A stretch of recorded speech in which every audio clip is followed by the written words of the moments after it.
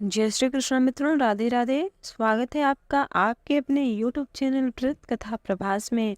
मित्रों, आज की इस वीडियो में हम देवशयनी एकादशी के परम पावन व्रत कथा को सुनेंगे। देवशयनी एकादशी के दिन भगवान श्री हरि विष्णु 4 माह के लिए योग निद्रा में जाते हैं। इसी कारण देवशयनी एकादशी का महत्व सबसे अधिक हो जाता है। देवशयनी एकादशी के दिन किया गया छोटा सा भी दान धर्म अत्यधिक पुण्य देने वाला होता है। देवशयनी एकादशी को विष्णु शयनी, पद्मनाभा, पद्मशयनी एकादशी के नाम से भी जाना जाता है। तो एक बार प्रेम से भगवान श्री हरि विष्णु के परम पावन चरणों को प्रणाम करते हुए एवं उनके स्वरूप का ध्यान करते हुए एक बार प्रेम से कमेंट बॉक्स में जय श्री हरि विष्णु अवश्य लिखें। धर्मराज युधिष्ठिर कहते हैं, ये केशव, आषाढ़ माह के शुक्ल पक्ष की एकादशी का क्या नाम है? इस व्रत को करने की विधि क्या है? इसमें किस देवता का पूजन किया जाता है और इसे करने से कौन से फल की प्राप्ति होती है? यह कृपा करके बताइए। श्री कृष्ण कहने लगे कि हे युधिष्ठिर, जिस कथा को ब्रह्मा जी ने नारद जी से पूछा था वही तुम आज मुझसे पूछ रहे हो, और जो उत्तर ब्रह्मा जी ने नारद जी को दिया था वही उत्तर मैं तुम्हें दे रहा हूँ। एक बार नारद जी ने ब्रह्मा जी से कहा कि ये पितामह, तो आप कृपा करके बताइए कि आषाढ़ मास के शुक्ल पक्ष में कौन सी एकादशी आती है, इसे करने से किस फल की प्राप्ति होती है और इसको करने का क्या विधान है। तब ब्रह्मा जी ने कहा कि हे नारद, तुमने कलयुग के मनुष्यों का उद्धार करने के लिए यह बहुत ही उत्तम प्रश्न किया है, क्योंकि आषाढ़ मास के शुक्ल पक्ष में पड़ने वाली देवशयनी एकादशी का व्रत सब व्रतों में उत्तम है। इस व्रत को करने मात्र से मनुष्य के सभी पाप नष्ट हो जाते हैं।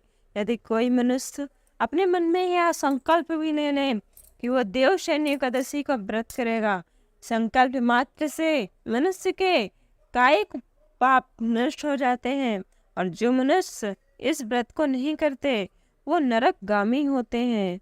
इस व्रत को करने से भगवान श्री हरि विष्णु परम प्रसन्न होते हैं। इस एकादशी का एक नाम पद्मा भी है।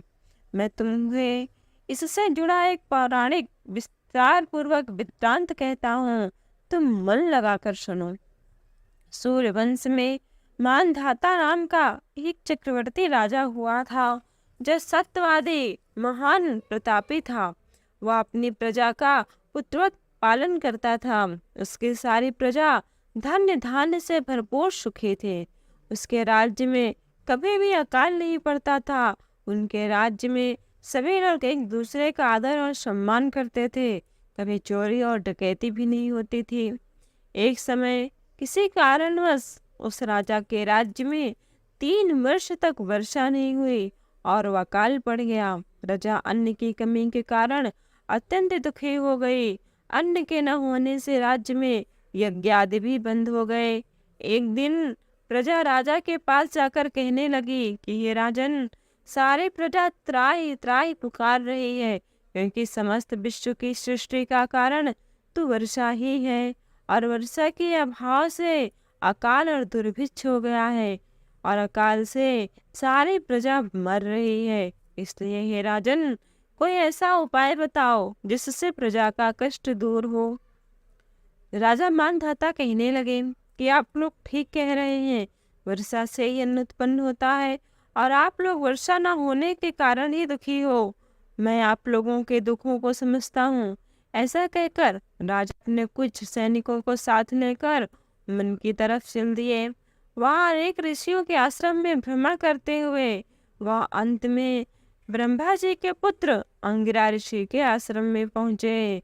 वहां राजा ने घोड़े से उतरकर नंगे पांव अंगिरा ऋषि के आश्रम में गए और अंगिरा ऋषि को देखकर साष्टांग दंडवत करके प्रणाम किया। राजा ने मुनि को देखा और उन्हें आशीर्वाद दिया तथा एक उन्हें आसन पर बिठाया और उनका कुशल क्षेम पूछा।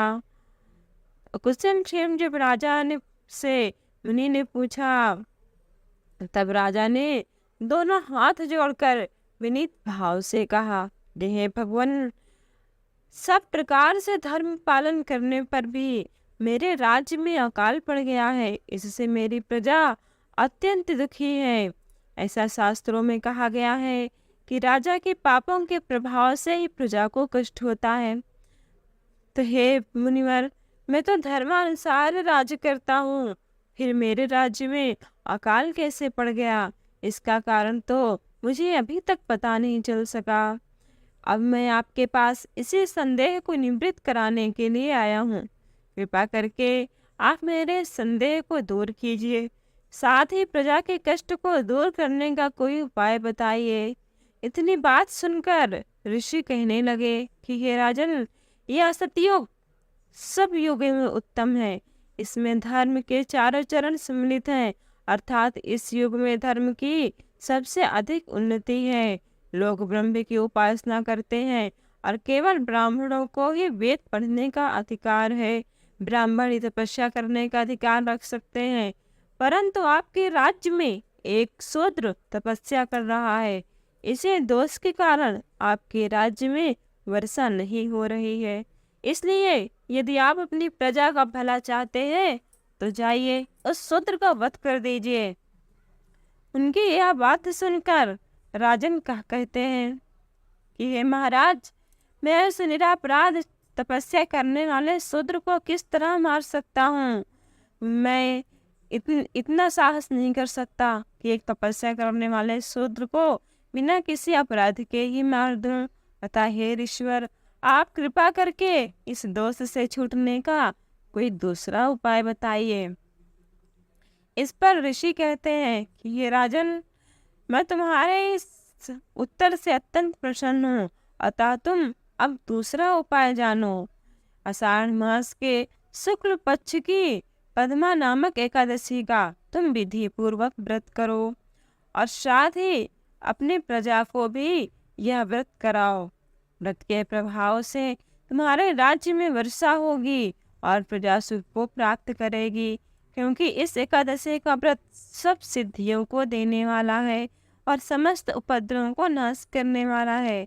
जो भी मनुष्य इस एकादशी का व्रत करेगा उसके जीवन में सुख सौभाग्य के साथ साथ उसके सभी मनोकामनाएं भी पूर्ण होंगी। अतः हे राजन, तुम इस एकादशी का व्रत प्रजा, सेवक तथा अपने मंत्रियों सहित करो।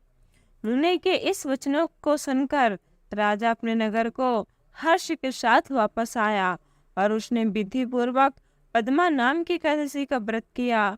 उस व्रत के प्रभाव से वर्षा हुई और प्रजा को सुख पहुंचा।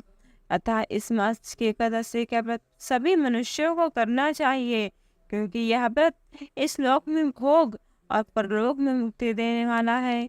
इस कथा को पढ़ने अथवा सुनने से मनुष्य के सभी पाप नष्ट हो जाते हैं और वह अंत में भगवान श्री हरि विष्णु के परम धाम को जाता है। तो एक बार प्रेम से बोलिए भगवान श्री हरि विष्णु की जय। हर हर महादेव। मित्रों, वीडियो अच्छा लगा हो तो एक लाइक अवश्य करें और ऐसी कथाओं के लिए हमारे चैनल को सब्सक्राइब कर बेल आइकॉन दबाना ना भूलें। जय श्री कृष्ण।